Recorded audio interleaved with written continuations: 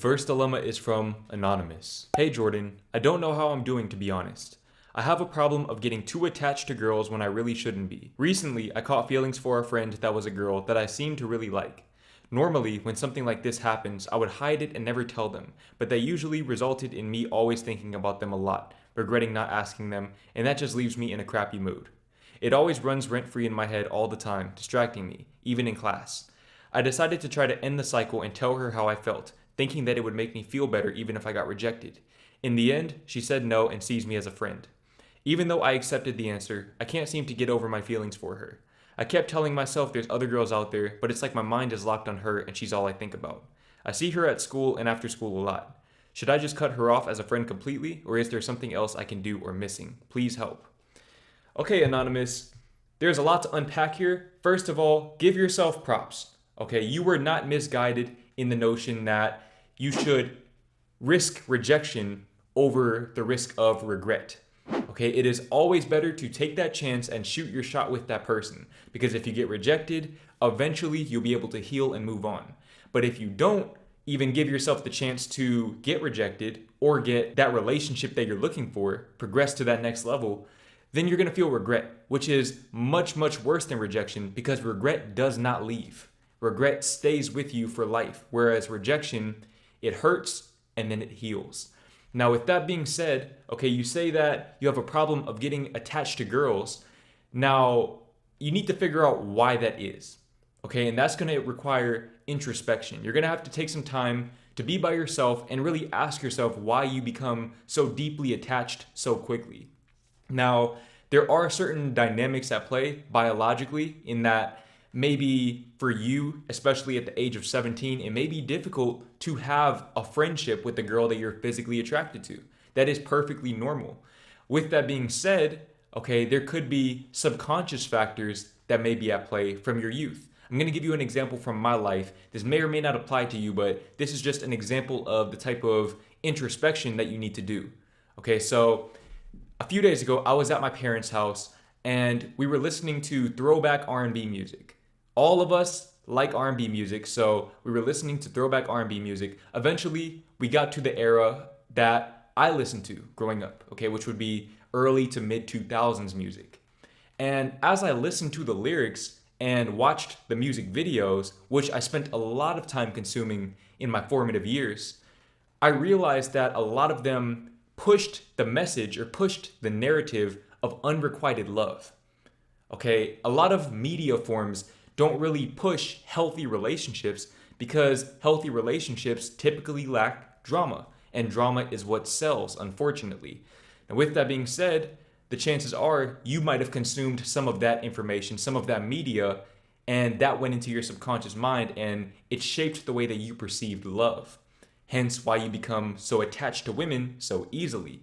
Okay, so I'm not saying that it was R&B music for you. For you, it might have been the TV shows that you grew up watching, or maybe you grew up watching a lot of Disney movies. It could be anything. It could be some experiences that you had at a young age. Nevertheless, you need to figure out what that was for you, okay, so that you can prevent things like that from happening. Now, don't get me wrong. There is nothing wrong with being attached, okay, but the key is to have a secure attachment style as opposed to an anxious or avoidant attachment style. Now, something else that I see here, and the reason why I know this is because I went through the same exact thing with multiple women from my not so distant past, is the idealization of the potential of these women as opposed to what's actually in front of you. Okay, you're thinking about her, or you say that you're thinking about her, but you're not actually thinking about her. You're not thinking about the real girl herself. You're thinking about the potential that you see in your head. You're thinking about the potential for you guys to be together. You're trying to change her. You're trying to change the way that she sees you. One rule of thumb that you should always go by in life is that you cannot change people. People can only change themselves. Now, with that being said, okay, obviously the logical answer is to stop trying to change her. You have to stop trying to change her, and you have to be willing to dispel the notion that she is going to change the way that she sees you.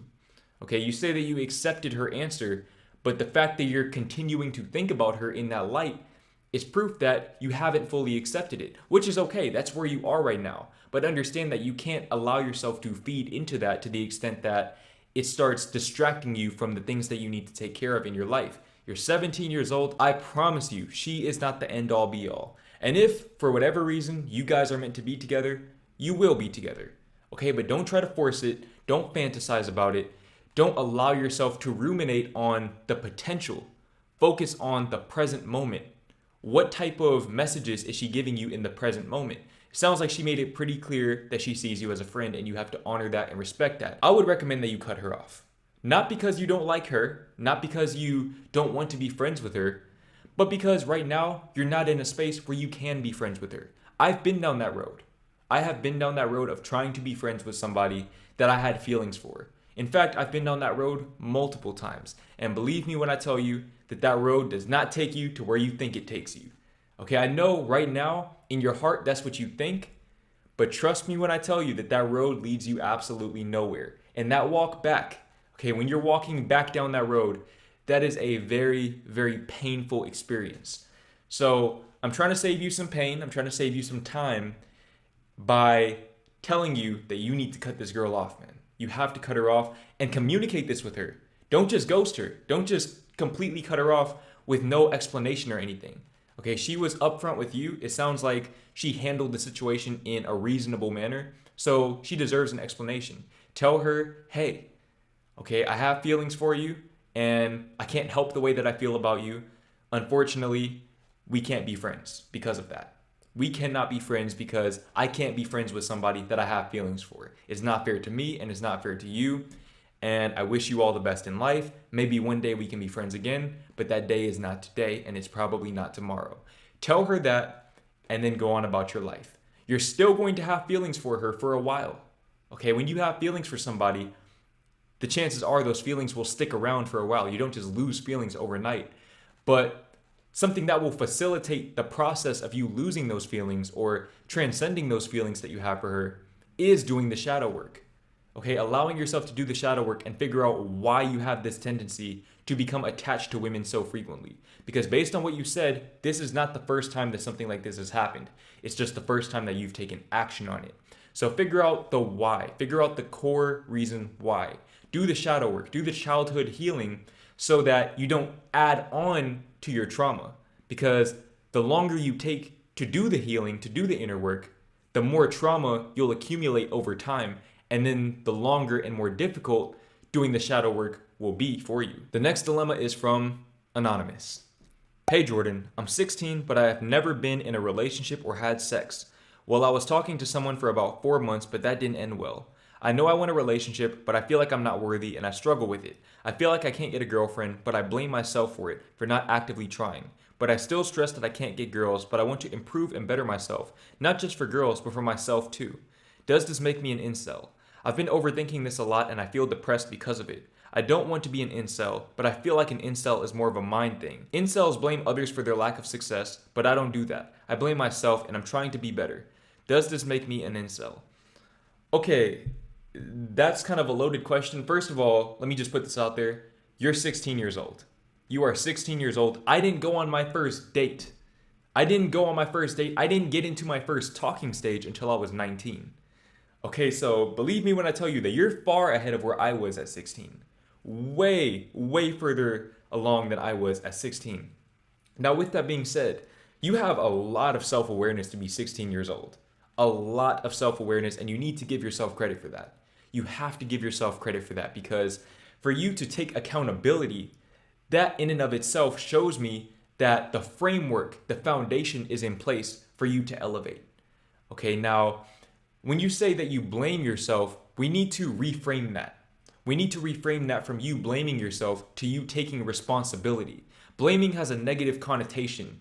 And when you tell yourself that it's your fault, you begin to belittle yourself. Your self-perception goes from here to here. Instead of saying that it's your fault, say that it's your responsibility. Okay, and that puts you in a place of empowerment. Word choice is very, very important. Be impeccable with your word. Shout out to the 4 agreements. Okay, be impeccable with your word. I am responsible for my dating life. I am responsible for my relationship with a prospective partner, but I'm also responsible for my relationship with myself. Tell yourself that. Okay, that's the first mindset shift that you need to make. Second of all, like I said earlier, give yourself time. You are 16 years old. Okay, you do not need to be in a rush to be in a relationship. There's nothing wrong with wanting to be in a relationship. Don't get me wrong, there is nothing wrong with wanting to be in a relationship. We all do at some level. But at the same time, you have to be willing to wait until you can find a person who is worthy of being in a relationship with you. That's not to say that you should pedestalize yourself, but at the same time, value yourself. Okay, and it starts with the way that you perceive yourself. Is it your fault or is it your responsibility? Little things like that will significantly alter your self perception in an exponential way over time. So focus on loving yourself and just being patient. You have all the time in the world. And I promise you, okay, that if you don't get into a relationship until you're 22, 23, you'll still be ahead of the game. Okay, you will still be ahead of the game. Focus on living your best life. Focus on improving yourself, but most importantly, focus on loving yourself and building on that foundation of self-awareness that you already have. You already know why you think the way that you think. Now it's just a matter of taking that information and elevating beyond where you currently are. Using that awareness as your stepping stone into a better version of yourself. And when you step into that version of you that is already where you want to be, the outer world, the outer reality as you know it will follow.